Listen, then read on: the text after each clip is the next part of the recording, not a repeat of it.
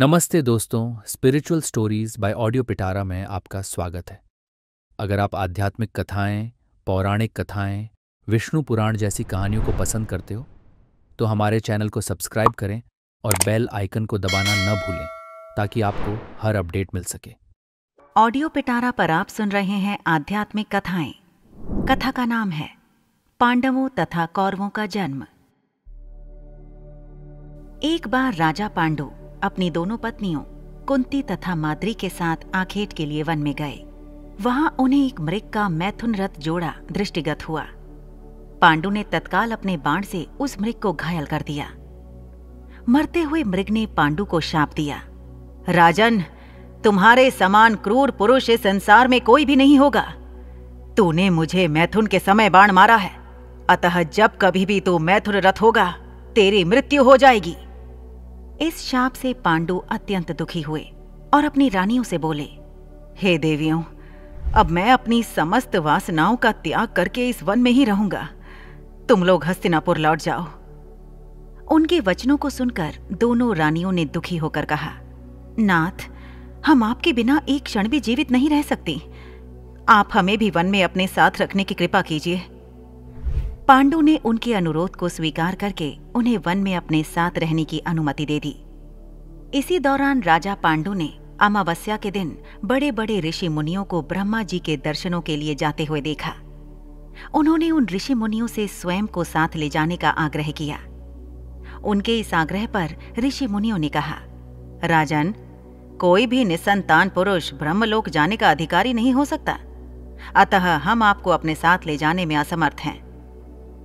ऋषि मुनियों की बात सुनकर पांडु अपनी पत्नी से बोले, हे कुंती, मेरा जन्म लेना ही वृथा हो रहा है, क्योंकि संतानहीन व्यक्ति पितृ ऋण, ऋषि ऋण, देव ऋण तथा मनुष्य ऋण से मुक्ति नहीं पा सकता।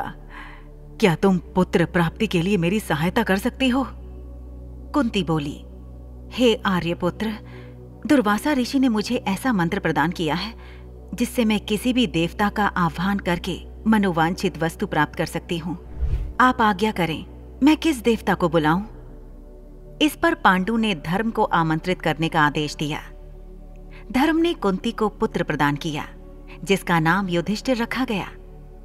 कालांतर में पांडु ने कुंती को पुनः 2 बार वायुदेव तथा इंद्रदेव को आमंत्रित करने की आज्ञा दी। वायुदेव से भीम तथा इंद्र से अर्जुन की उत्पत्ति हुई। तत्पश्चात पांडु की आज्ञा से कुंती ने माद्री को उस मंत्र की दीक्षा दी। माद्री ने अश्विनी कुमारों को आमंत्रित किया और नकुल तथा सहदेव का जन्म हुआ। एक दिन राजा पांडु माद्री के साथ वन में सरिता के तट पर भ्रमण कर रहे थे। वातावरण अत्यंत रमणीक था और शीतल मंद सुगंधित वायु चल रही थी। सहसा वायु के झोंके से माद्री का वस्त्र उड़ गया। इससे पांडु का मन चंचल हो उठा और वे मैथुन में प्रवृत्त हुए ही थे कि शापवश उनकी मृत्यु हो गई। माद्री उनके साथ सती हो गई, किंतु पुत्रों के पालन पोषण के लिए कुंती हस्तिनापुर लौट आई। इधर युधिष्ठिर के जन्म होने पर धृतराष्ट्र की पत्नी गांधारी के हृदय में भी पुत्रवती होने की लालसा जागी। गांधारी ने वेदव्यास जी से पुत्रवती होने का वरदान प्राप्त किया।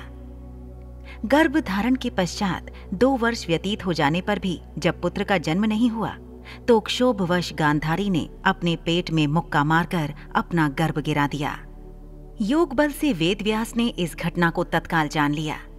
वे गांधारी के पास आकर बोले, गांधारी, तूने बहुत गलत किया। मेरा दिया हुआ वर कभी मिथ्या नहीं जाता। अब तुम शीघ्र 100 कुंड तैयार करके उनमें घृत भरवा दो। गांधारी ने उनकी आज्ञानुसार 100 कुंड बनवा दिए। वेदव्यास ने गांधारी के गर्भ से निकले मांस पिंड पर अभिमंत्रित जल छिड़का, जिसे उस पिंड के अंगूठे के पोरुए के बराबर 100 टुकड़े हो गए। वेदव्यास ने उन टुकड़ों को गांधारी के बनवाए 100 कुंडों में रखवा दिया और उन कुंडों को 2 वर्ष पश्चात खोलने का आदेश दे अपने आश्रम चले गए। 2 वर्ष बाद सबसे पहले कुंड से दुर्योधन की उत्पत्ति हुई। दुर्योधन के जन्म के दिन ही कुंती का पुत्र भीम का भी जन्म हुआ।